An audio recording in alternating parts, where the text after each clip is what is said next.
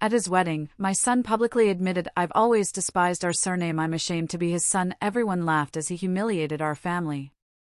But he didn't realize that name came from millionaires. That same week I received a $10 million inheritance. Can you imagine standing there, at your son's own wedding, watching him raise a glass in front of 200 people, and declare, with a smirk, that he hated your family name? That night, as their laughter echoed off the crystal, something inside me shattered, but then, something even more profound, more dangerous, clicked into place. My name is Robert Miller. I'm 65. And until that Saturday, June 22, 2024, I thought I knew the weight of a name I'd carried with pride my whole life. Even if that name felt stitched to poverty. I've been a carpenter since I was 18. A man who measures the world with the same tape he uses for lumber, who trusts the level of a conscience that doesn't bend, even if the wood splinters. Maybe that's why, when my son, Adam Miller, raised his glass in the Grand Hotel ballroom and said, "I always hated having this last name," I didn't lose my composure. Not even when the joke was met with a collective laugh that bounced off the chandeliers like invisible pebbles. Instead of exploding, I did what I do best. I took a deep breath. Counted to 10. And I let my memory file away every single detail. Because I knew, with chilling certainty, I would need to understand exactly how to respond later. The ceremony itself had been beautiful, bright and solemn, at St. Lawrence Church. All day, I'd clutched a folded funeral card in my hand, bearing the name Linda Scott, my wife, Adam's mother. She passed away in March 2023. I've kept that card in my pocket since the burial, like a sewn-in talisman. I thought of her when the master of ceremonies handed the microphone to Adam. Linda, she would have smiled with those dark eyes that crinkled when she laughed. She would have put her hand on my forearm if she'd sensed the shipwreck that was coming. She would have known how to read that shadow of nervousness at the corner of Adam's lips, that gesture he inherited from me, the one that gives him away when he's about to say something he can't back up later. I thought about how we'd raised him. Between double shifts and notebooks full of homework in our old neighborhood. When every dollar was counted in a low voice, and the refrigerator whistled at night because its motor was failing. Where along the path, I wondered, did the compass go wrong? In which hallway of his consulting firm did he start to believe that the Miller name was a stone in his shoe? Adam spoke of love. Of the fortune of finding Chloe Sullivan. Of the patience she'd shown with his endless workdays. Then, with the room swaying with easy emotion, he threw the line, like a dart wrapped in gift paper, "I always hated having this last name. I was embarrassed by it in college, and it weighs on me every time I sign it. Today, by getting married, I feel like I can finally leave it behind." That's when I heard the laughter from a table in the back. His colleagues from New York. Unmistakable in their shiny suits. I saw Chloe's fingers tighten on her bouquet. She didn't laugh, but she didn't intervene either. Some of Linda's relatives turned toward that table, confused. An aunt put her hand to her chest. Another started cutting into the flan that had been served too early, as if dessert could absorb the bitterness. I didn't get up. I didn't make a scene. I just rested my fingertips on the tablecloth. I aligned the knife with the napkin and took note. The silence from those who knew. Who had paid for every one of Adam's notebooks. Every bus ride to school. Every pair of shoes when his growth spurts hit. My trade taught me that impulse is a poor advisor. Beams not faced with patience eventually give way. In the midst of the noise, I noticed small details. The photographer focusing more on the New York friends than on family. Chloe's grandmother correcting a grandchild who blurted, "How funny, my workshop neighbor." Larry Parrish squeezed my shoulder as he passed, a light touch that said, "I'm here." Without words. And I remembered March. The papers I signed when I paid off the last debt on the workshop on Ferry Street. And the notebook where I write down every order. There, on a page from April, an entry, "Adam phoned. Said his firm asks where that last name comes from." Change the subject. I had already seen the crack.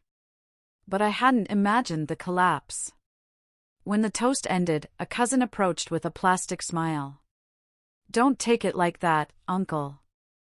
It's just young people's jokes." I answered him with a phrase my father used to repeat: when humiliation disguises itself as humor, jokes that hurt are just cowardly truths. I searched for Adam with my eyes. He was surrounded by friends, oblivious to me. As if I were just another nameless guest. At 10:03, I went out to the terrace to breathe. Chicago smelled like late spring blossoms. I turned on my phone. 2 clients asking for shelves. My brother-in-law sending a crying emoji for the photo of the toast. A bank notification. I put the phone away and took out Linda's funeral card. I spoke to her, in a low voice. "You heard him, didn't you? Our name weighs him down." I wasn't asking for comfort. I was offering myself a purpose. To protect what we are. I returned to the ballroom when they announced the cake. Someone asked me to say a few words. I said very little. "Congratulations, kids. May life teach you to honor who you are." There was an uncomfortable murmur. I took a tiny piece of cake. I savored the sugar, memorizing one more detail. And I sat down next to the empty chair that Linda would have occupied. At midnight, I walked home alone down Trajan Street, carrying a box of favors. The card with misspelled names. Embroidered napkins. A photo of the newlyweds.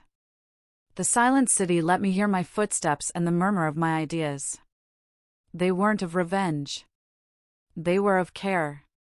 A lesson I learned sanding doors: if you push too hard, you splinter. If you pass slowly, you rescue the color. At home, I opened the green-covered notebook and wrote the date. I left 3 lines blank. Some wounds need air. Then I wrote, "Note every gesture from today on. Do not explain. Do not justify. Wait." I placed Linda's card as a bookmark and went down to the workshop. The smell of wood brings me back to myself. On the workbench rested an order for a school, a bookshelf for their library. I ran my hand along the edge and thought, this was the legacy I understood. Useful things. Firm. Made with patience. A late-night program was playing on the radio. A caller was talking about how last names tell stories we sometimes don't know. I smiled, without humor, as I sharpened my chisel. I reviewed past scenes with Adam. The day I bought him a suit for his first interview. The night he asked me not to come to a dinner with executives. The time he corrected my pronunciation in front of his friends. I also remembered his early generosity, how he used to share his sandwiches at school. Nothing ever completely disappears in a child. It just changes place. At 1:15, I closed the workshop. I made some chamomile tea and opened a box where I keep documents. Among the photographs, there was a letter from my father, dated 1979, "Robert, the pride that weighs you down is the kind that looks down on others. The pride that holds your back straight, that never weighs a thing. Life, like wood, gives back the treatment you give it." The following days passed in a strange calm. It reminded me of the silence before a summer storm.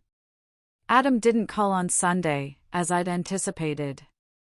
Nor on Monday. His silence confirmed what I already suspected: he considered the wedding episode over. A bad joke that time would erase without any need for explanation.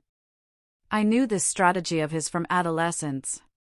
When he broke something or came home late, he would wait for the family routine to absorb the incident, until it became invisible. For years, it worked.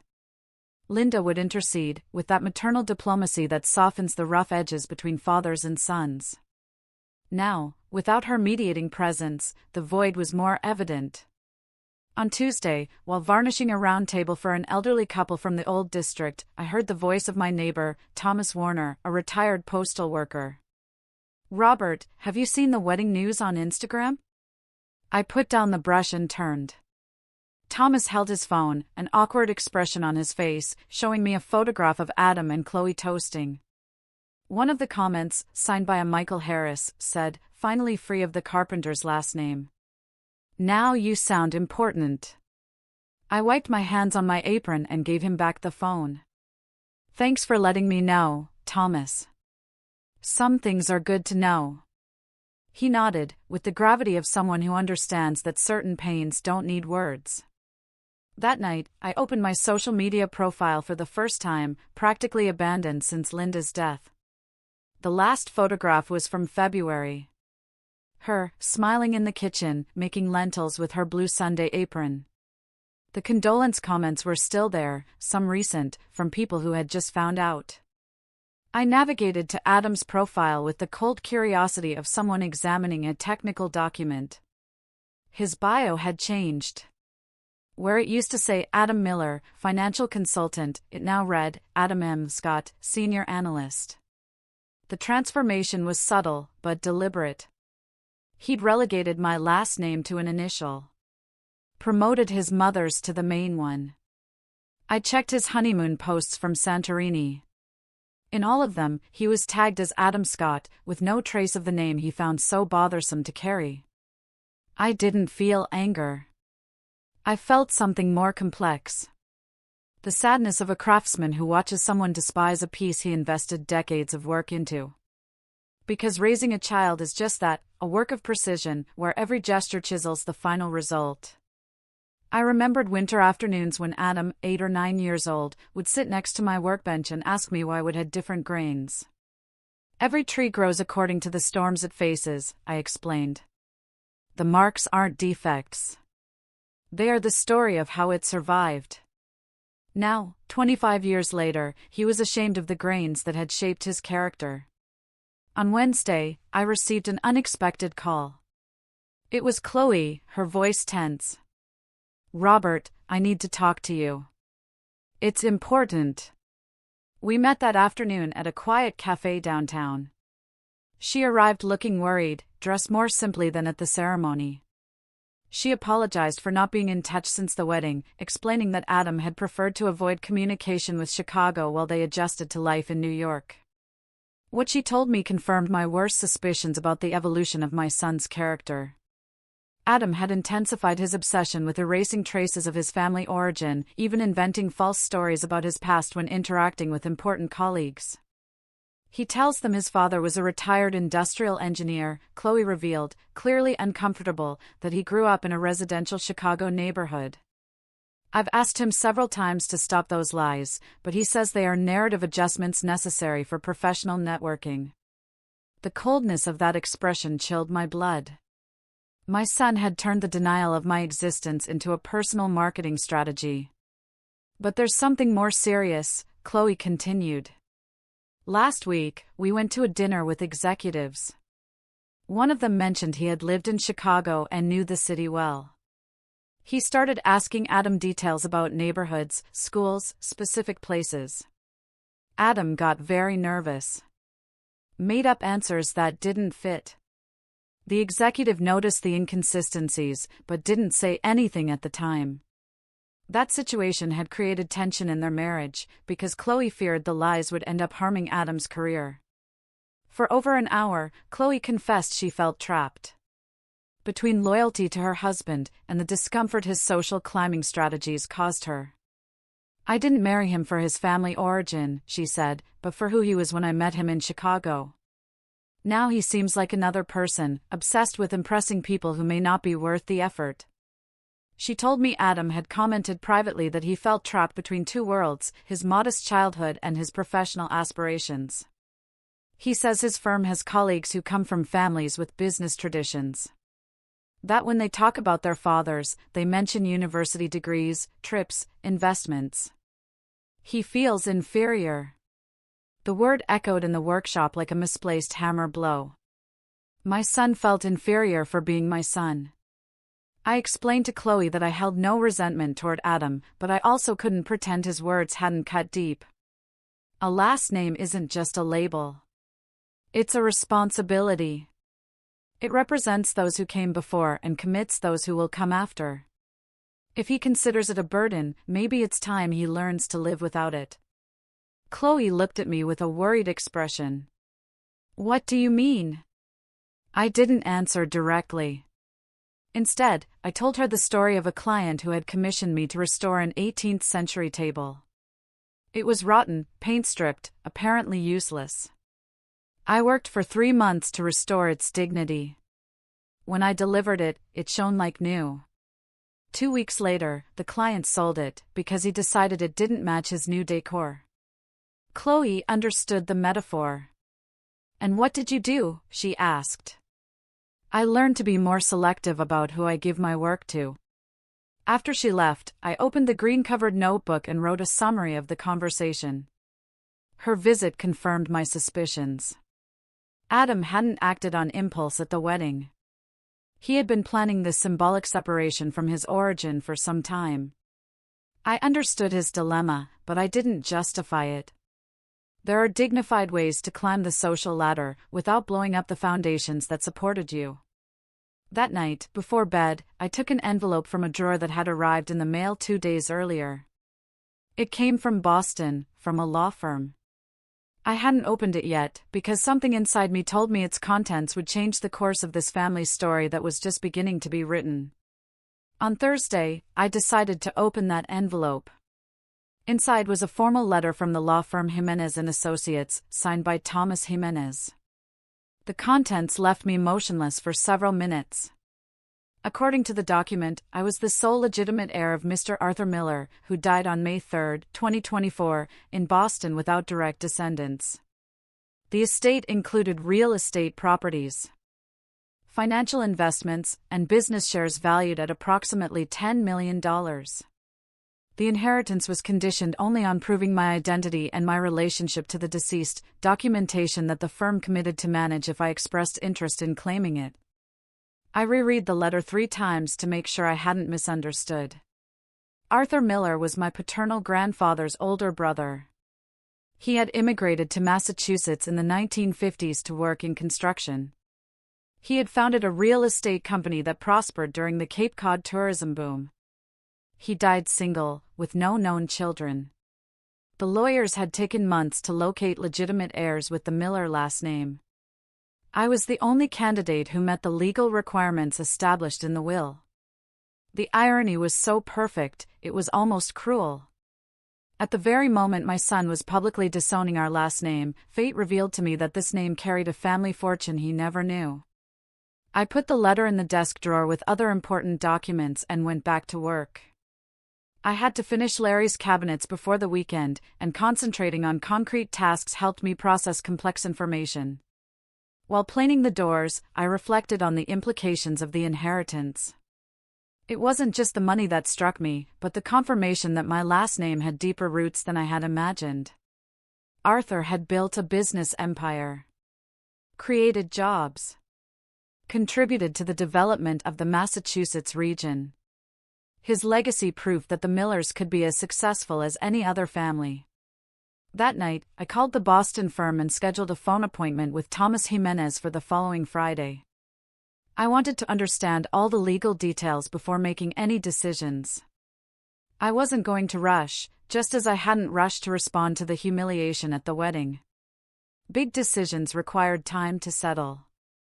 What was clear, however, was that this revelation completely changed the perspective of my relationship with Adam. He had rejected a last name, believing it held him back. Reality would show him that he had despised an inheritance that would have transformed his life. On Friday, before the scheduled call, I stopped by the cemetery to visit Linda's grave. I told her quietly about the letter from Boston, about the conversation with Chloe, about Adam's plans to erase my last name from his identity. What would you do in my place? I asked the gray granite where her ashes rested. I didn't expect a supernatural answer, but the clarity that sometimes comes when we verbalize complex dilemmas. Linda had always defended Adam, even when his behavior was questionable. But she had also been firm in defending family values. I remembered her saying, "Children grow up to leave, but not to forget who raised them." The phone call with Thomas Jimenez lasted almost an hour. He explained that Arthur had been a meticulous man who had drafted his will with very specific instructions about locating heirs and managing the estate.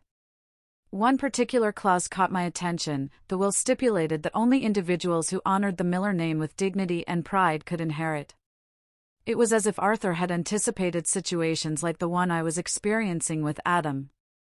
I agreed to begin the process of claiming the inheritance, but I asked for absolute discretion until I decided how to proceed. Thomas assured me of total confidentiality. As a professional, he understood that family inheritances often generate tensions that require careful management. After hanging up, I sat on the workshop bench and looked at my hands. Stained with varnish. Marked by decades of manual labor. These hands had built furniture. Repaired homes. Supported my family during difficult times. Adam had watched them work since he was little. But now he was ashamed of what they represented. Arthur's inheritance offered me the chance to show that the Miller name was not synonymous with limitation, but with the ability to generate wealth and progress. But it also presented me with a complex moral decision. Should I share this revelation with a son who had publicly renounced his part in our family history? I opened the green-covered notebook and wrote a line that summarized my state of mind. The name he rejected just became the most valuable one he has ever known. I put the pen down and went for a walk through the neighborhood. The streets of the old neighborhood were quiet at that twilight hour, with neighbors watering plants on their terraces and children playing in the small square near the church. It was my world. Authentic. Simple. The same one Adam considered insufficient for his aspirations. As I walked, I understood that the inheritance wasn't just money. It was an opportunity to teach the most important lesson of my fatherhood, that the value of a last name isn't measured by the bank account that comes with it, but by the integrity of those who carry it. The weekend passed in a strange calm. No calls from New York. No messages of apology. No attempts at reconciliation. Adam seemed to have decided that silence was the best strategy for letting the wedding incident fade into oblivion. But I had learned something fundamental. Time doesn't erase wounds. It only turns them into scars. And if Adam wasn't prepared to learn that lesson, he would have to live without ever knowing what he had lost. By despising the name that had just become the key to a fortune that would have satisfied all his material ambitions. The decision was made. I would wait. I would observe. And when the time was right, I would show him the true value of what he had chosen to reject. Curiosity about Arthur turned into a methodical investigation that filled my August afternoons.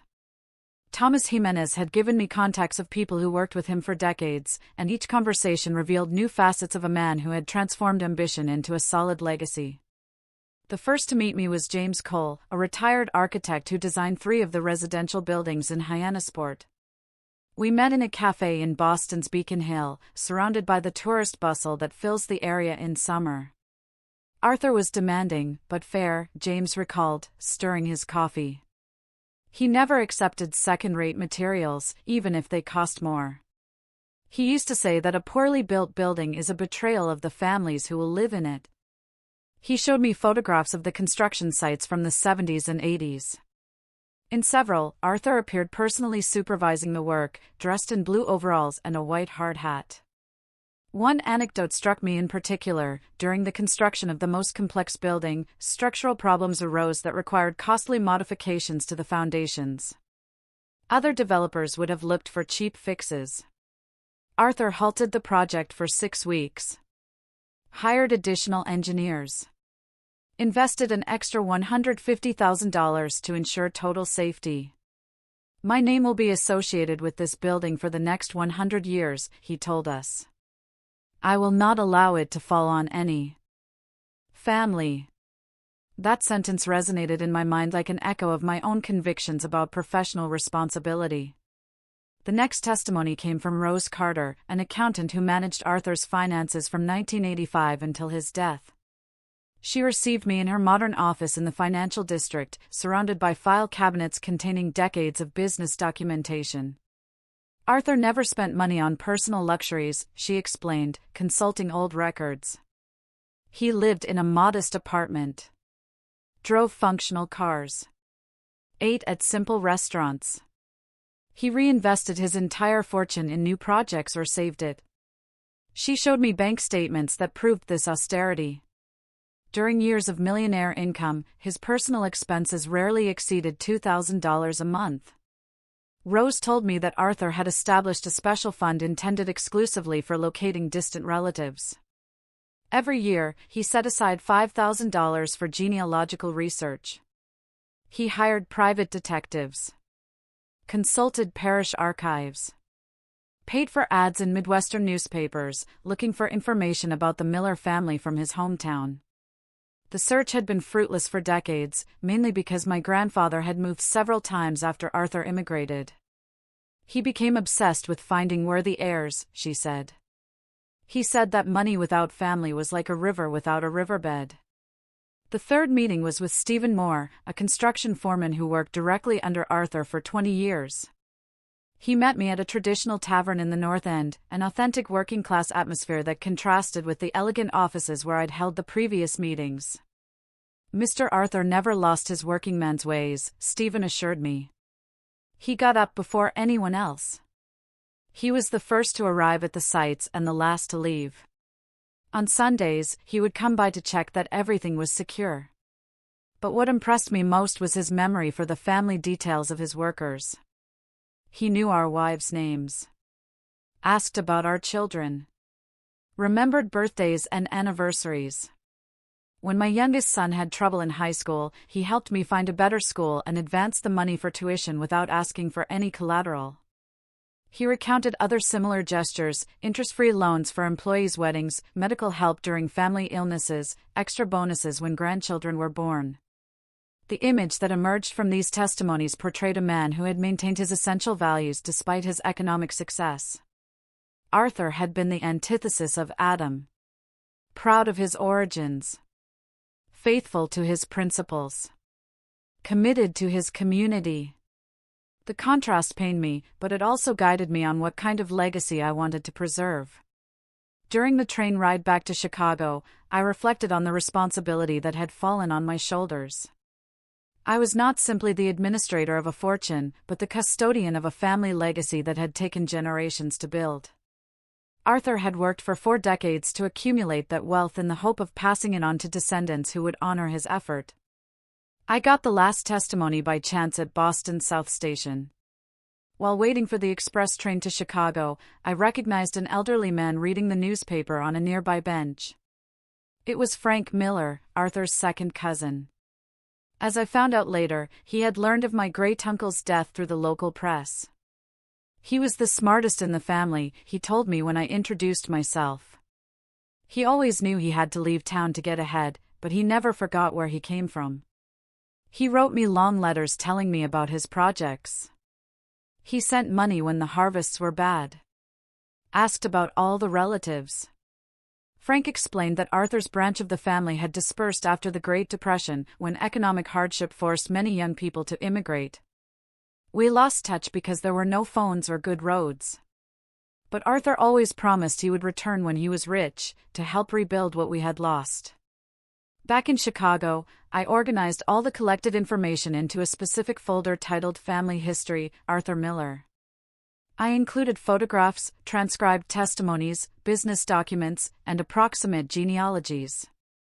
It was a valuable archive that demonstrated the upward trajectory of the Millers, from Midwestern farmers to prosperous businessmen, always maintaining values of work, honesty, and personal integrity. This documentation became the basis for my next strategic decision. I didn't plan to immediately reveal the inheritance to Adam, but I did want to show him that his prejudices about our family origin lacked historical foundation. I prepared a selection of photographs of Arthur on his construction sites, press articles mentioning his successful projects, and testimonies highlighting his business reputation. The temptation to confront him directly was intense, but I resisted it for tactical reasons. First, I wanted to verify if he maintained his dismissive attitude toward our name, or if he showed signs of reflection. The most effective educational decisions require precise timing, like cuts in wood that must follow the natural grain to avoid splintering. The plan involves several sequential phases. First, silent observation of Adam's evolution. Second, evaluation of his attitude toward me and our family name. Third, a decision on whether he deserved to know about the inheritance, or if he should remain permanently excluded from it. It was a process that required patience, but the deepest paternal pedagogy admits no improvisation or emotional haste. Observing Adam from a distance became an exercise in patience that tested my self-control. During September, through his social media posts, I could follow the evolution of his new married life in New York. The photographs showed dinners at elegant restaurants, visits to art galleries, weekend getaways to European cities. In all the images, he was tagged as Adam Scott, solidifying his systematic abandonment of his father's last name. His friends commented on the posts with phrases like, "You've become so elegant," or "You don't even seem like the same guy from Chicago." Observations he received as compliments. The transformation was evident. He had managed to reinvent himself as the sophisticated professional he had always aspired to be. What struck me most was the total absence of references to his family of origin. Not a single mention of Linda on the anniversary of her passing. Not a nostalgic memory of Chicago. Not even childhood photographs that could humanize his new public image. It was as if. One afternoon in late September, while repairing an antique display case for a client from the Old District, I received an unexpected visit from Paula Scott, Linda's older sister. We hadn't seen each other in months since the funeral, and her presence in the workshop surprised me pleasantly. She arrived carrying a bag of pastries from a downtown bakery. "Robert, I came to see how you are. The neighbors say you've been very quiet lately." She settled into the wicker chair that Linda used to occupy when she came down to the workshop on winter afternoons. Paula had heard rumors about Adam's behavior at the wedding, although no one had told her the full details. A cousin of Chloe's mentioned there were tensions during the toast. "Is it true? Adam said something inappropriate about the family?" I wasn't surprised the news had circulated. Chicago is a city where family news travels faster than the L train. I explained what happened without dramatizing, with the same neutrality I would use to describe a technical problem in a piece of furniture. Paula listened in silence, gradually furrowing her brow as she understood the magnitude of the offense. "Linda would have been terribly upset," she whispered at the end. She always defended Adam, even when he showed those airs of grandeur he picked up in New York. But this. She shook her head in disapproval. "There are lines you don't cross, no matter how ambitious you are." During our conversation, relevant information emerged that I hadn't known. Paula kept in sporadic contact with an old coworker of Linda's, Kathleen, who now lived in New York, near the neighborhood where Adam and Chloe resided. "Kathleen has seen them a couple of times at the supermarket," she said. "She says Adam seems like a different person. Expensive clothes, studied manners, a more neutral accent." "And what do you plan to do?" Paula asked me directly. "You can't just sit back after such a lack of respect." It was the question I asked myself every night before falling asleep. I answered her honestly. "I'm waiting for the right moment to teach him a lesson he won't forget. But it has to be something definitive. Not a temporary scolding he can ignore." During October, income from Arthur's inheritance began to accumulate in my bank accounts regularly. Each month, I received transfers for rents from the Massachusetts properties, dividends from financial investments, and profits from business shares. These were amounts that exceeded my annual income as a carpenter, but they arrived with the naturalness of someone receiving the fruits of well-managed investments. This new economic reality posed practical dilemmas for me. How to manage the wealth without altering my essential lifestyle? I decided to maintain my usual routine in the workshop, continue accepting carpentry orders, keep living in the same modest apartment in the old neighborhood. The fortune was a pedagogical instrument, not a reason to change my personal identity. However, I began to discreetly explore options to use part of the resources for projects that would honor Linda's memory and Arthur's legacy. I contacted local charities specializing in helping families with financial difficulties, particularly those headed by carpenters, masons, or other manual laborers. In early November, I received an unexpected call that temporarily altered my plans for silent observation. It was Chloe, her voice tense and urgent. "Robert, I need to talk to you. It's important." We met that same afternoon at a quiet cafe downtown. She arrived looking worried, dressed more simply than during her visit to the workshop months ago. What she told me confirmed my worst suspicions about the evolution of my son's character. Adam had intensified his obsession with erasing traces of his family origin, going to the extreme of inventing false stories about his past when interacting with colleagues or important clients. He tells them his father was a retired industrial engineer, Chloe revealed, clearly uncomfortable, that he grew up in a residential Chicago neighborhood. That he studied in private schools. I've asked him several times to stop those lies, but he says they are narrative adjustments necessary for professional networking. But there's something more serious, Chloe continued, lowering her voice. Last week, we went to a dinner with his company's executives. One of them mentioned he had lived in Chicago during the 80s and knew the city well. He started asking Adam details about neighborhoods, schools, specific places. Adam got very nervous and made up answers that didn't fit. The conversation lasted for over an hour. Chloe confessed she felt trapped. Between loyalty to her husband and the discomfort his social climbing strategies caused her. "I didn't marry him for his family origin," she said, "but for who he was when I met him in Chicago. Now he seems like another person, obsessed with impressing people who may not be worth the effort." As we parted, Chloe asked me not to reveal the content of our conversation to Adam. "I just wanted you to know that there's someone in New York who doesn't approve of what he's doing. Linda didn't deserve for her son to go to these extremes." Her words moved me deeply because they confirmed that family values still had defenders. Back home, I updated my notes in the green-covered notebook with the information Chloe provided. Adam's behavior had evolved from simple family shame to the systematic falsification of his personal history. He wasn't just disowning his last name. He had begun to deny my existence as part of his social reinvention strategy. Arthur's inheritance now took on an almost poetic dimension. My son was lying about his origin to impress superiors who valued family status, while ignoring that he had legitimate access to a fortune that would have satisfied all his material ambitions. The irony was perfect. By despising the Miller name, he had automatically lost the right to benefit from the wealth that same name had generated. That night, before bed, I took out the yellowish photograph that Frank had shown me. A young Arthur posing with his brothers next to the family home. I studied it carefully, looking for family resemblances, imagining the conversations they might have had about the future.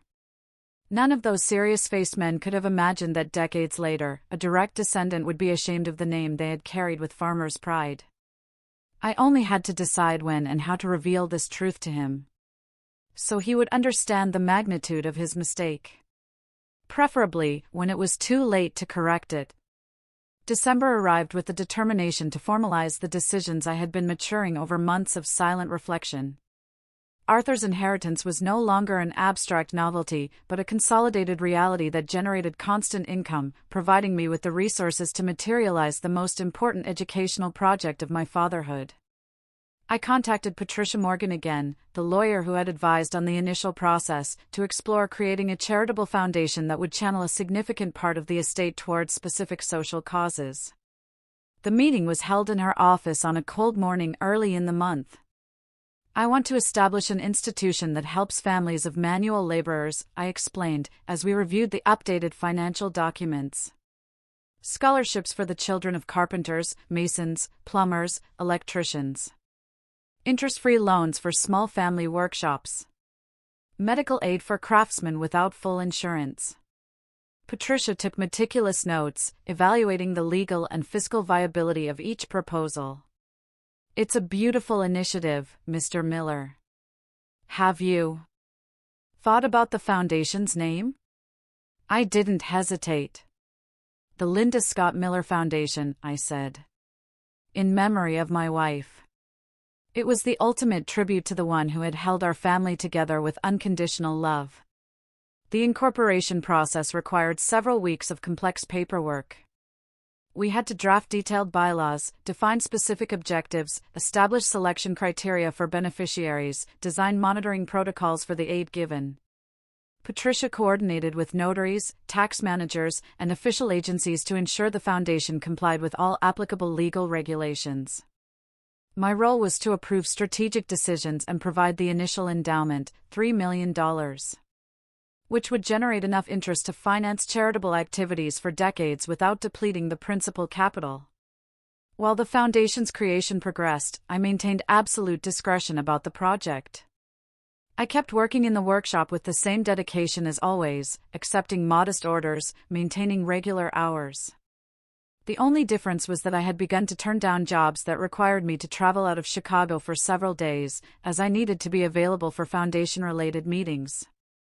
In January 2025, the Linda Scott Miller Foundation received official authorization to begin activities.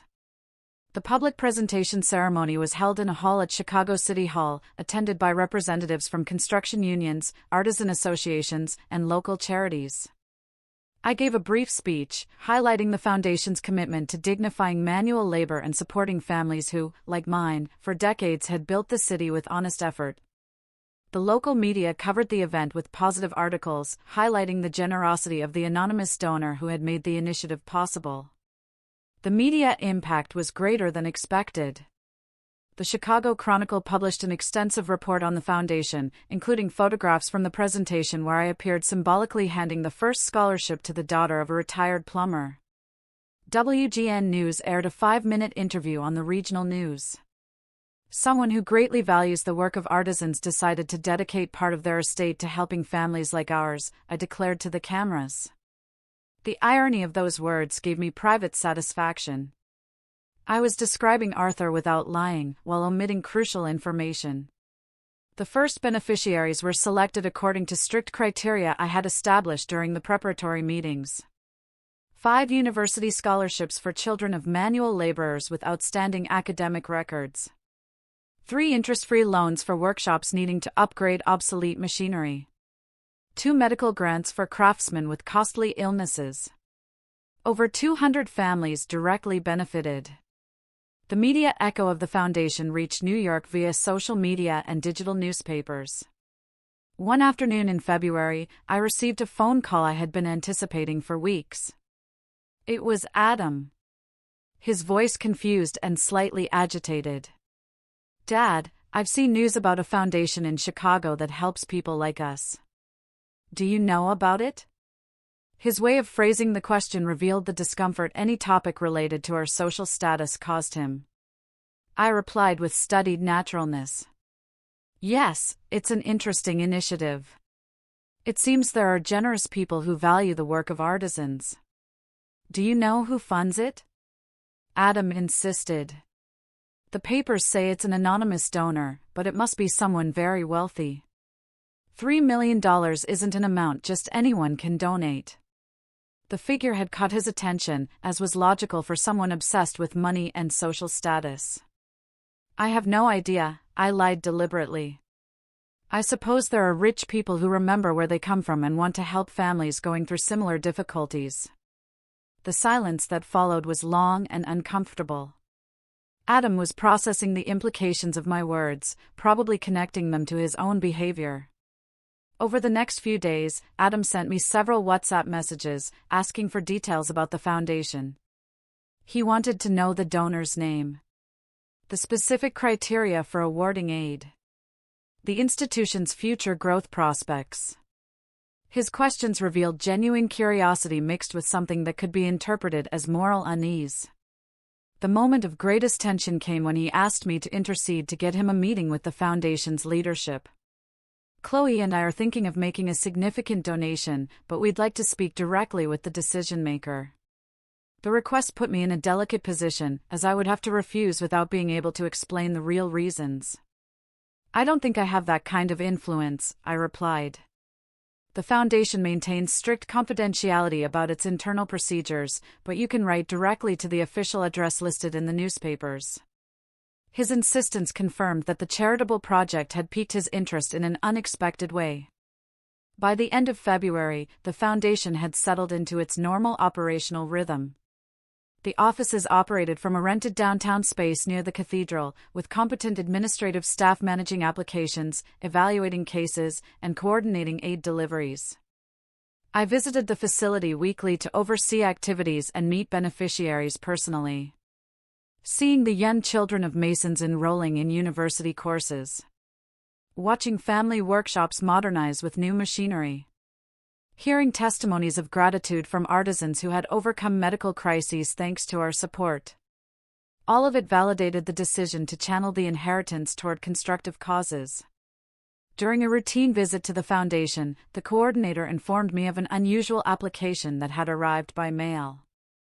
A Mr. Adam Miller Scott, residing in New York, was offering to volunteer for the institution's promotional activities and expressed interest in collaborating financially with its charitable projects.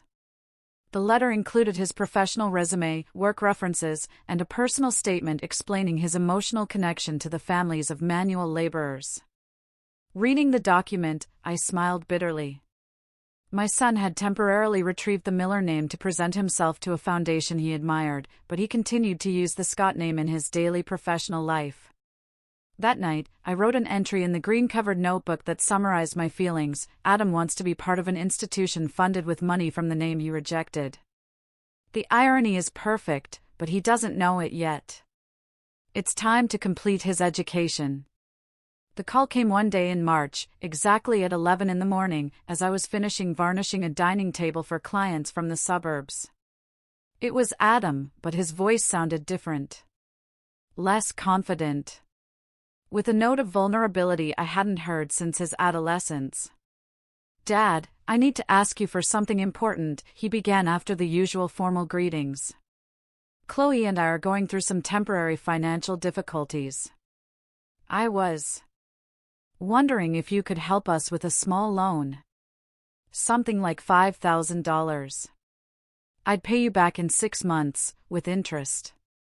The moment I had been anticipating for months had arrived sooner than expected. I put the brush in the can and sat on the high stool I used for precision work. "What kind of difficulties?" I asked, in the neutral tone I had perfected during this long family crisis. Adam took a moment to answer, as if carefully choosing his words. "The company is restructuring some departments. My position is secure, but they've cut the quarterly bonuses we were expecting. And Chloe wants to change jobs, find something more stable, but that means a period with no income from her." I listened to his full explanation without interrupting. He spoke of unexpected apartment expenses, bank loan payments that had become heavier, the need to maintain a certain standard of living for his professional commitments in New York. He didn't directly mention the expensive dinners or weekend trips, but it was clear that the sophisticated lifestyle he had adopted had financial costs his real income couldn't comfortably sustain. "I understand the situation," I replied when he finished. "But I have a question. Why are you coming to me? As I understand it, you prefer to keep your distance from your family origins. I wouldn't want asking your father, the carpenter, for help to compromise your professional image." The silence that followed was so long, I wondered if the call had dropped. When he finally spoke, his voice was deeper. "Dad, I know I said some inappropriate things at the wedding. I was nervous. I'd had too much to drink. It wasn't my intention to offend you." The apology was partial and insufficient, but it revealed he had been thinking about the incident. However, he mentioned nothing about the subsequent lies Chloe had told me about, nor the systematic name change on his professional and personal profiles. "Adam," I said, with the firmness I had learned over decades of raising a son. "Words have consequences. They can't be erased with apologies of convenience when a financial need arises. But you're my father," he insisted with a note of desperation that felt familiar. It was the same tone he used as a child when he wanted Linda to intercede to soften my disciplinary decisions.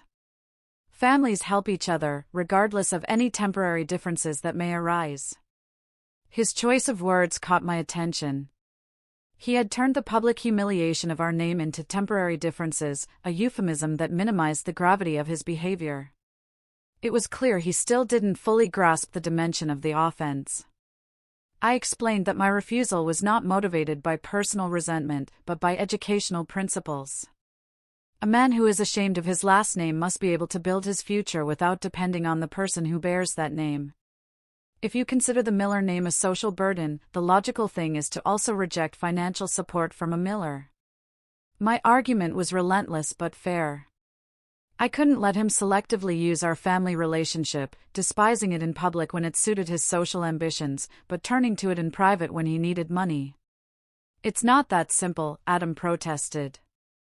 I work in a very competitive environment where family image influences professional opportunities. It's a practical matter, not a personal one. His response confirmed he still didn't recognize the fundamental error of his perspective. That's precisely why my answer is no, I told him. If your professional success requires denying my existence, you can't expect my help when that success falters. The conversation continued for another 15 minutes, with Adam alternating between pleas, promises of a change in attitude, and attempts to negotiate loan terms. He proposed higher interest, shorter repayment terms, additional guarantees. But I held my position with the firmness I had developed over months of preparing for this moment. Finally, when he realized my refusal was definitive, his tone shifted to something closer to indignation. I don't understand your attitude, Dad. After everything I did for you when Mom was sick, when I had to come from New York to help with the doctors, in the hospital paperwork. The reference to Linda hurt. But it also strengthened my resolve.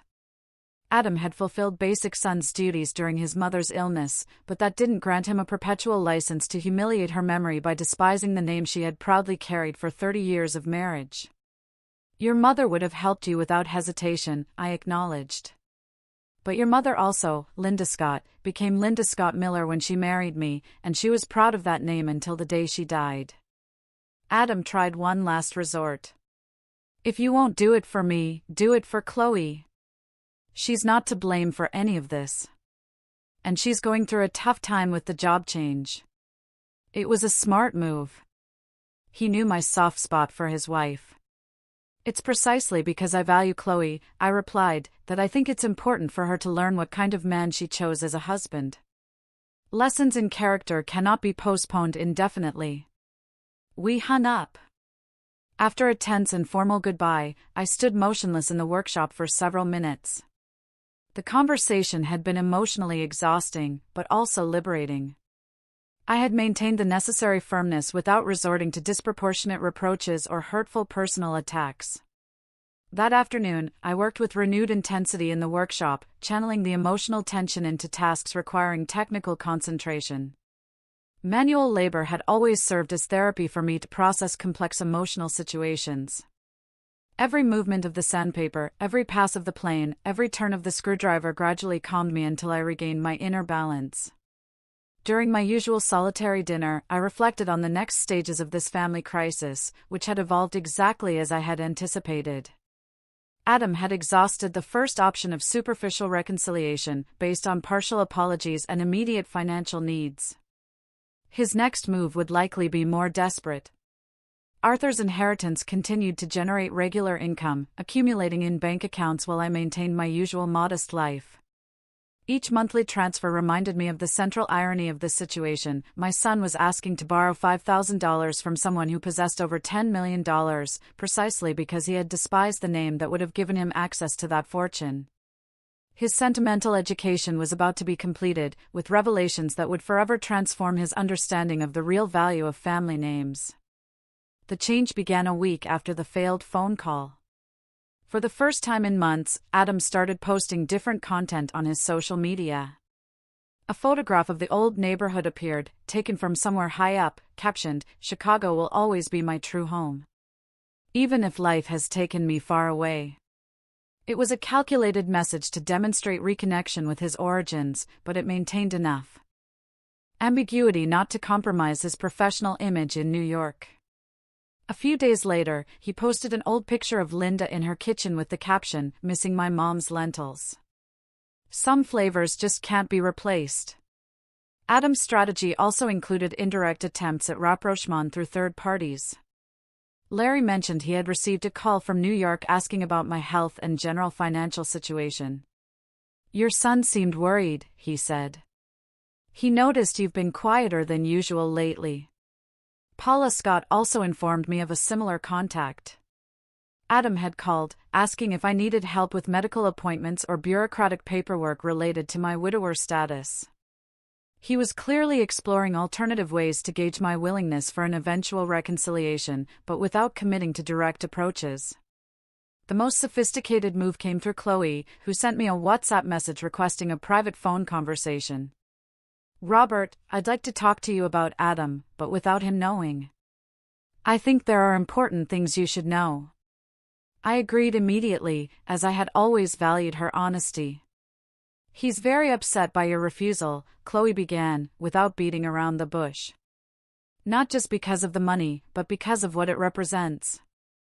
I think for the first time, he's starting to truly understand the consequences of what he said at the wedding." She told me Adam had spent sleepless nights, looking through old family photographs he kept on his phone. Chloe also revealed that the financial situation was more complex than Adam had admitted during our conversation. "We've accumulated excessive expenses trying to maintain a standard of living we really can't afford.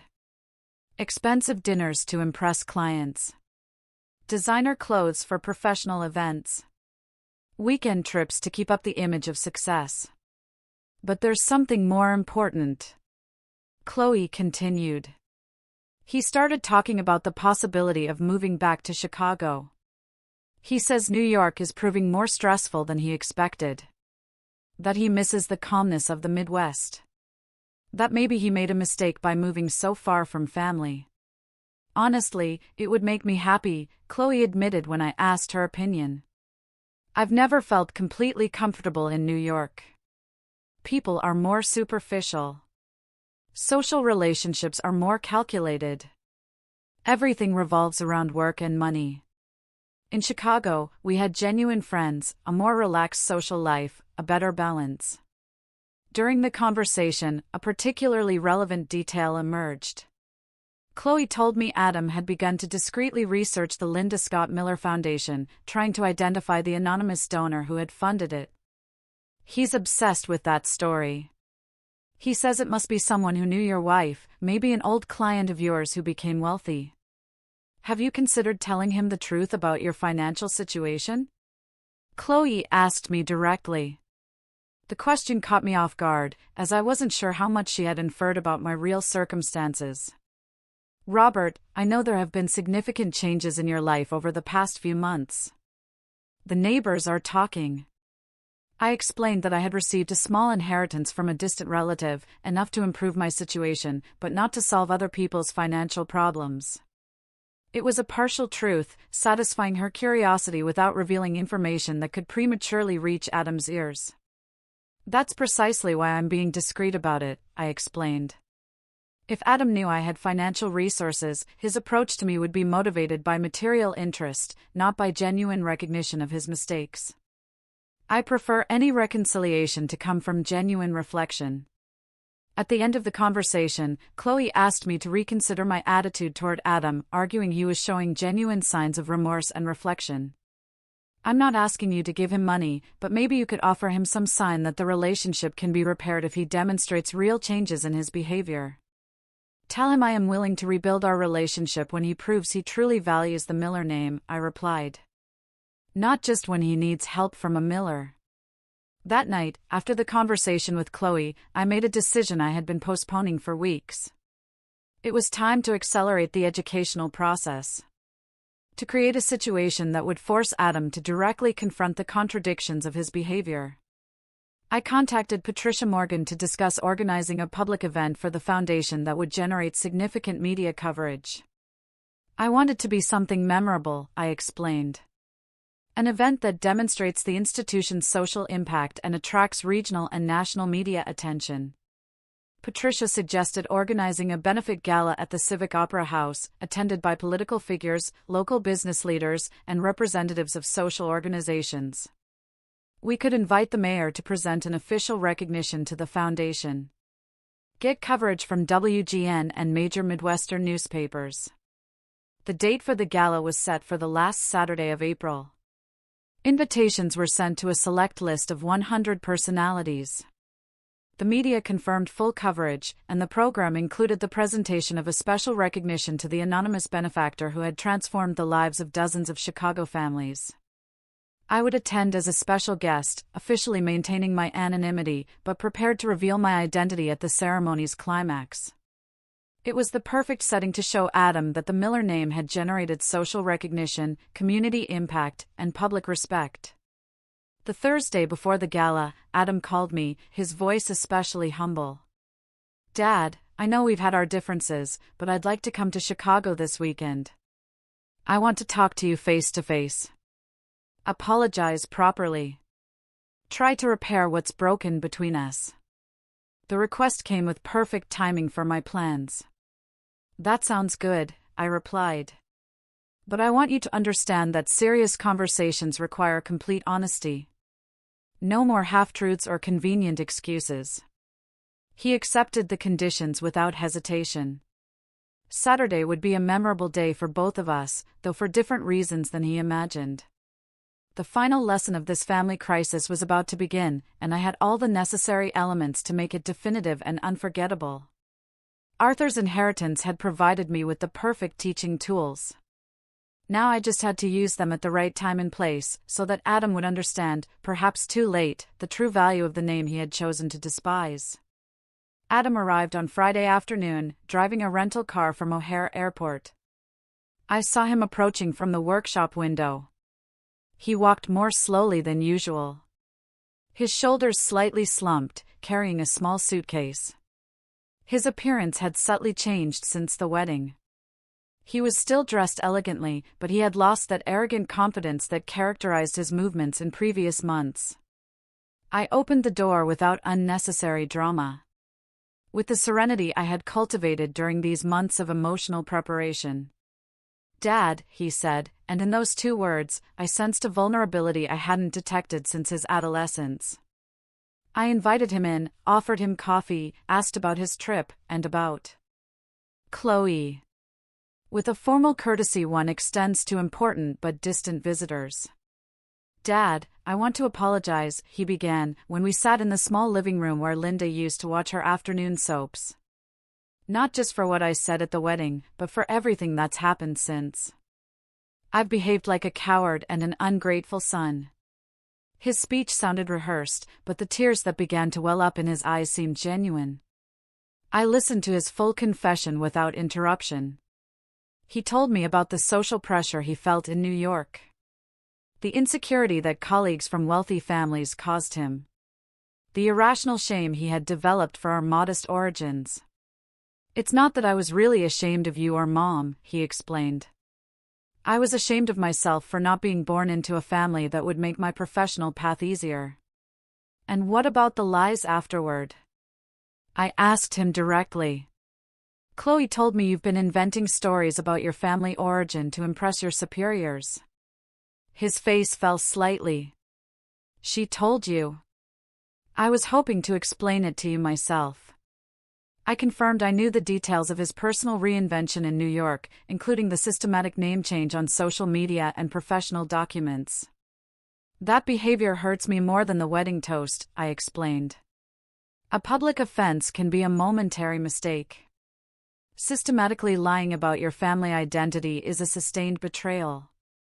Adam sank into the sofa as if the weight of his decisions had physically materialized on his shoulders. "You're right. I've built a false version of myself to impress people who, honestly, probably wouldn't respect me more even if I were a banker's son. It's pathetic." For the first time during the conversation, his remorse sounded completely genuine, devoid of tactical calculations on how to regain my support. "The question is," I said, "what do you plan to do now with that false version you've built?" "I want to undo it," he replied without hesitation. I want to get the Miller name back on all my profiles. Correct the lies I've told about our origins. Prove publicly that I'm proud to be your son. His words sounded convincing, but I had a more demanding test prepared to evaluate the depth of his transformation. I'm glad to hear you say that, Adam, because tomorrow you'll have the perfect opportunity to prove it. I explained that I had been invited to the gala for the Linda Scott Miller Foundation at the Civic Opera House. The foundation that helps workers' families? He asked, surprised. How did you get an invitation to such an exclusive event? I explained that I had connections in the local carpentry world, that some aid beneficiaries were old colleagues.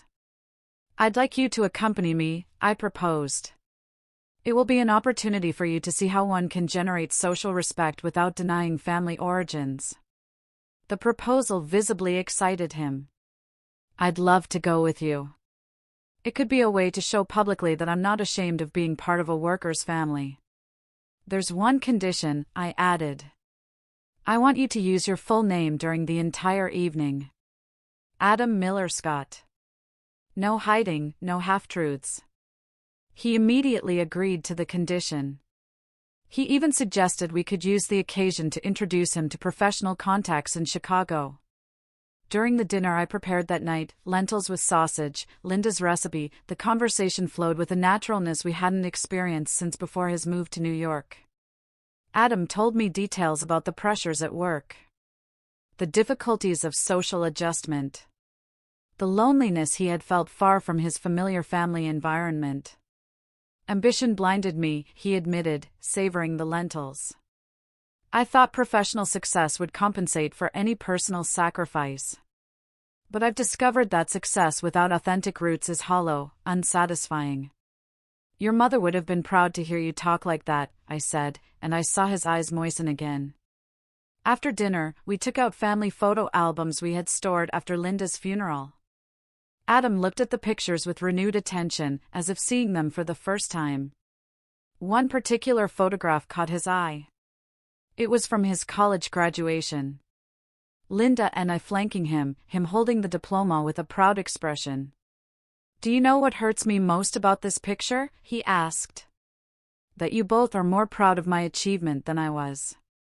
I was already thinking about the next step, about impressing future employers. You were just happy to see me succeed. That's unconditional love, I explained. Parents celebrate their children's successes without expecting recognition. But when those children grow up and reject us to impress strangers, the pain is proportional to the love invested. Adam nodded with a grave expression. I understand now why my request for money upset you so much. It wasn't just the loan. It was the hypocrisy of disowning you in public and turning to you in private when it suited me. Saturday dawned clear, with that golden Midwestern spring light that makes Chicago look like a postcard. During breakfast, Adam asked me details about the gala. What kind of people would be there? If I personally knew the foundation's anonymous donor? I answered with general information, carefully hiding the details that would turn the evening into a devastating revelation. I just ask you to keep an open mind, I warned him. Some things you'll discover tonight might surprise you. In the mid-afternoon, we began to get ready for the gala. Adam dressed in an elegant dark suit, crisp white shirt, sober tie. I chose my best suit, the same one I had worn for my wedding to Linda 30 years earlier. Before leaving for the Civic Opera House, I stopped by the workshop to pick up an envelope I had prepared in the preceding weeks. It contained documents related to Arthur's inheritance. Photographs of the Massachusetts properties, financial statements, and a personal letter to Adam, explaining the reasons for my silence. The final moment of truth had arrived, and I was prepared for all its consequences. The gala would become the perfect stage to complete my son's sentimental education, demonstrating to him irreversibly the true value of the name he had chosen to despise. The Civic Opera House glittered under the nightlights when we arrived by taxi at 8 p.m. The neoclassical facade was lit with special spotlights for the occasion, and a red carpet stretched from the main entrance to the curb where photographers from various media outlets captured the arrival of notable guests. Adam observed the scene with a fascinated expression, clearly impressed by the scale of the event. "I didn't imagine a charity foundation could organize something so elegant," he commented as we got out of the car. "The anonymous donor must have invested a considerable fortune in this gala." A hostess asked for our invitations at the entrance. I presented the 2 passes I had specially requested, printed on high-quality paper with the foundation's emblem in gold relief. "Mr. Miller," the hostess read, checking her list. "You have a table reserved in the VIP section. Please follow the usher." Adam looked at me with renewed surprise. "VIP table? Dad, I didn't know you had such influential contacts in these circles." I vaguely explained that the organizers had valued my contribution as a representative of the Chicago artisan community. The interior of the theater had been transformed for the occasion. The main floor seating had been reconfigured with elegantly decorated round tables, each seating 8 people. The side boxes held political figures and prominent business leaders, while the main stage featured a large screen projecting images of the foundation's beneficiaries. Our table was located in the front row, with a direct view of the stage.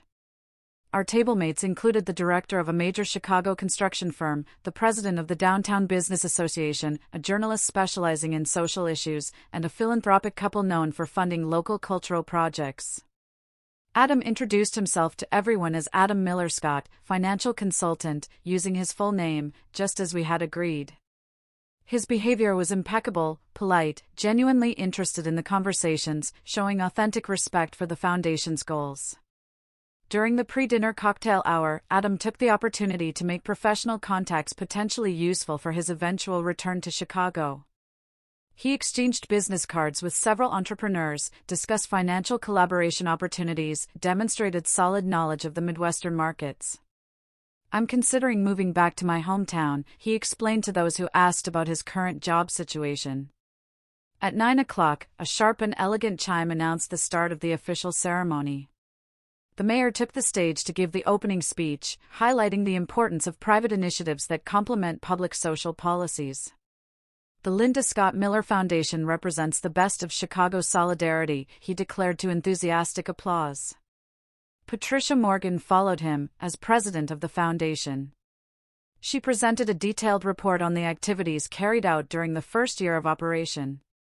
The figures were impressive: 53 university scholarships granted, 26 interest-free loans for family workshops, 34 medical grants provided, over 200 families directly benefited. "All of this has been possible thanks to the vision and generosity of one person who prefers to remain anonymous," Patricia explained. "But tonight, he has exceptionally agreed to reveal his identity to pay public tribute to the memory of Linda Scott Miller." The climactic moment had arrived. Patricia invited me to the stage with a discreet gesture that only I perceived from my seat. I stood up slowly, feeling Adam's confused gaze and the growing attention of the guests who wondered who this older man walking toward the main podium was. "Ladies and gentlemen," Patricia announced into the microphone, "I have the honor of introducing the benefactor of the Linda Scott Miller Foundation, Mr. Robert Miller." The silence that followed was absolute. From the stage, I could see Adam's face. It had gone completely pale as he understood the implications of what he was witnessing. I took the microphone with hands that trembled slightly, but with a voice that came out firm and clear. "Good evening. A year ago, I lost the most important woman in my life, Linda Scott Miller, whose name this foundation bears.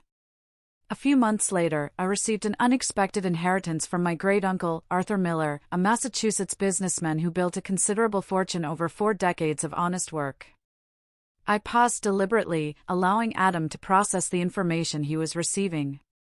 That inheritance amounted to $10.4 million. The murmur of surprise that rippled through the theater was audible even from the stage. I continued. "I decided to allocate a significant portion of those resources to helping families like mine, manual laborers who build the city with daily effort." My gaze went directly to Adam, who remained motionless in his chair.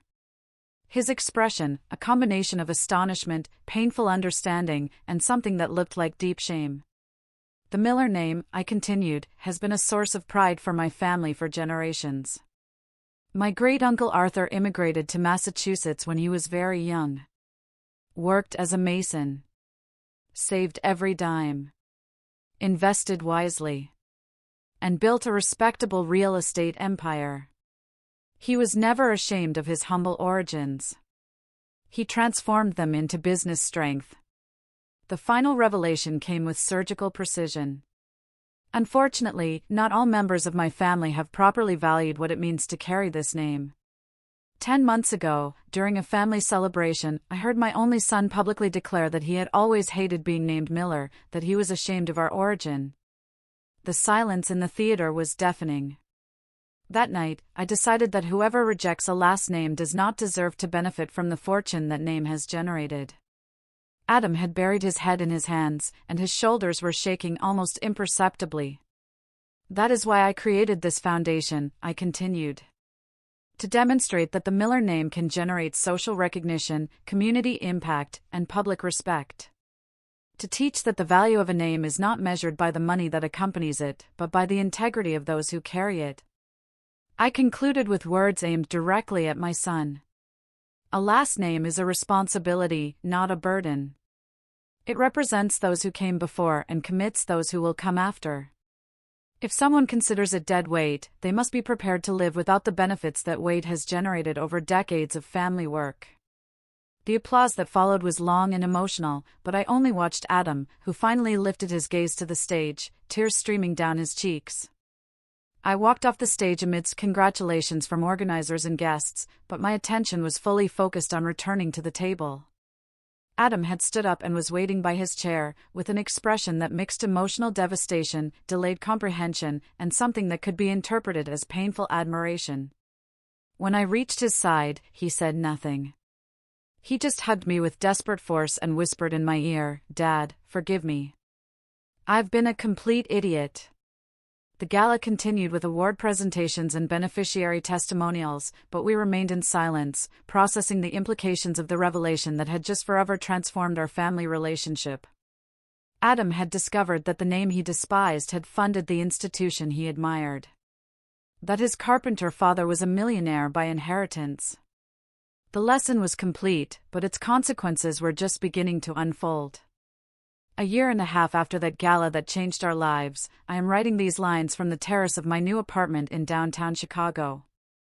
The view spans the city rooftops, fading into the golden horizon of the Midwestern sunset. The Linda Scott Miller Foundation has grown into a nationally recognized institution, with branches in 3 states and more than 400 families benefited. Adam returned to Chicago permanently 6 months after the revelation at the theater. The process was not immediate. It required complicated work negotiations, bureaucratic hurdles to transfer his job, and above all, a profound exercise in humility to rebuild relationships he had damaged. The New York firm agreed to transfer him to their Chicago office, with a 30% pay cut, a condition he accepted without protest. "I'd rather earn less money being authentic than maintain a high salary playing a fake character," he told me during one of our reconciliation talks. Our authentic family reunion began gradually, building trust on more solid foundations than those that had existed during his youth. Adam insisted on working weekends in the workshop, learning carpentry techniques he had disdained during his adolescence. "I want to truly understand what manual labor means," he'd explain, patiently sanding an uneven surface. "For years, I thought it was inferior to my office job. Now I see it requires skill, patience, and precision that I don't possess." Watching him concentrate on the wood, repeating gestures I had mastered over decades, filled me with a renewed paternal satisfaction. Chloe adapted to the change with genuine enthusiasm. The return to Chicago gave her back the peace she had lost in New York, where she had felt constantly judged by superficial social standards she didn't share. "I can finally be myself without fearing it will harm Adam's career," she confessed to me during a family dinner. She found a job at a local cultural foundation, work that brought her more personal satisfaction than her previous roles in marketing consulting. I made the most significant decision during the fall of 2025. After months of observing Adam's authentic transformation, I decided to gradually incorporate him into the management of the family inheritance. Not as an undeserved gift, but as recognition of his personal growth and demonstrated commitment to the values that had built Arthur's fortune. He began by volunteering at the foundation, getting to know individual cases, participating in application evaluations, understanding from the inside the social impact of the wealth he had once despised. His financial expertise proved valuable in optimizing the investments that sustained the charitable activities. "Dad, I need to ask you something important," he said one afternoon as we reviewed the foundation's annual accounts together. "Will you ever be able to completely forgive me for what I did, or will there always be a scar between us?" His question moved me with its vulnerable honesty.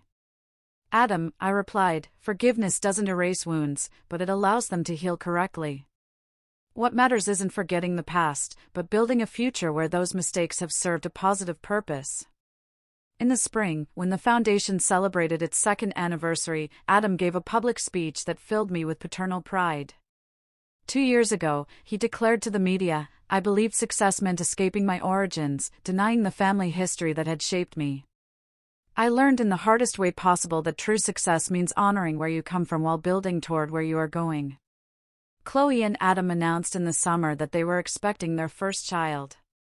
The news moved me deeply, not just at the prospect of becoming a grandfather, but because it represented family continuity, rebuilt on solid values. "We want our son to grow up knowing the complete history of the Miller family," they told me. They decided to name him Arthur, in honor of the great-uncle whose inheritance had transformed our lives. The carpentry workshop continues to operate, though now more as a personal passion than a financial necessity. I still accept special commissions that motivate me technically, but I've turned down routine jobs that no longer stimulate me. Adam has expressed interest in learning the trade seriously. Not as a hobby, but as a complementary professional skill. "I want my son to know that his grandfather was capable of creating beauty with his hands, in addition to managing millions of dollars," he explains. Arthur's inheritance continues to grow thanks to prudent investments and competent professional management. A substantial part continues to fund the foundation.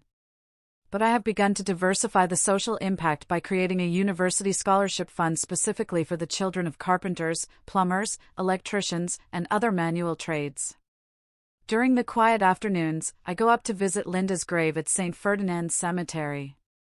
I tell her the family news. I describe Adam's evolution. I explain how we are using Arthur's inheritance for purposes she would have completely approved of. "Our son learned his lesson," I whisper to the granite where her ashes rest. "It took longer than we'd like, but he finally understood what we tried to teach him. The Miller name, carried with pride, inherited, not imposed. He will grow up hearing stories about his great-grandfather Arthur, who immigrated with empty pockets and built an empire. About his grandmother Linda, who held the family together with unconditional love. About his grandfather Robert, who transformed an unexpected inheritance into social hope. And about his father Adam, who made serious mistakes but had the courage to recognize and correct them. This story began with public humiliation and ended with private reconciliation. But its true value lies in the lessons in between. I learned that the deepest paternal love is not always the most permissive. That some lessons require time and distance to be effective. That patient education can generate more lasting transformations than immediate confrontations. Adam learned that escaping family origins is impossible and counterproductive. That personal authenticity is more valuable than artificial social approval. That last names loaded with history are privileges to be honored, not burdens to be abandoned. When I hold the green-covered notebook where I documented every stage of this crisis, I feel a deep satisfaction for having maintained the necessary firmness without losing essential compassion. The pages tell the story of a father who chose to teach instead of punish. Who used unexpected resources to create memorable lessons. Who turned a material inheritance into a sentimental education. The Miller name will continue for future generations, carried by descendants who will know its complete history. The glories and the shames. The triumphs and the errors. The inheritances received and the responsibilities assumed. Linda would be proud of this outcome, and Arthur would have approved of the use we have given his fortune. We Millers have finally learned to honor our name. Have you ever had to teach someone a hard lesson, knowing it was for their own good? Or maybe you've been on the receiving end of one? I'd love to hear your thoughts, or if anything in my story resonated with you. Let me know in the comments below.